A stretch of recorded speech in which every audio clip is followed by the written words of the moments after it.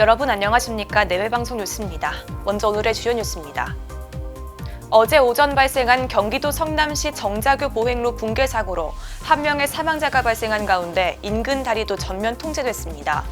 정자교 인근의 불정교와 순회교에서도 보행로가 주저앉거나 기울어지는 현상이 발견돼 성남시 전체 교량에 대한 긴급 안전점검이 실시될 예정입니다.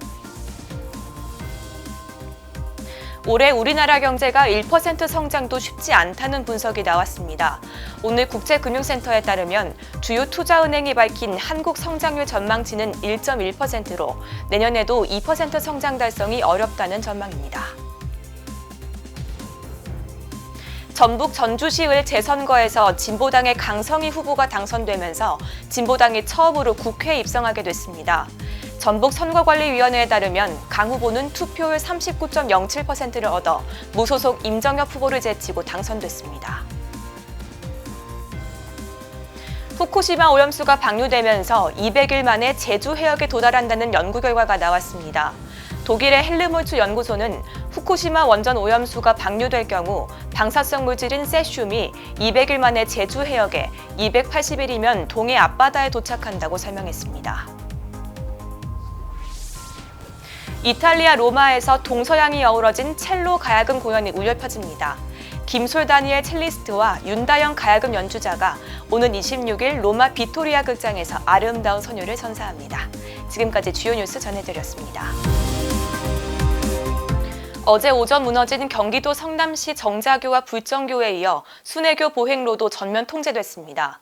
지난 5일 오전 9시 45분쯤 성남시 분당구 정자동에서 탄천을 가로지르는 교량인 정자교의 한쪽 보행로가 무너져 내렸습니다. 이 사고로 30대 후반 여성 1명이 숨지고 30대 남성 1명이 허리 등을 다쳤습니다.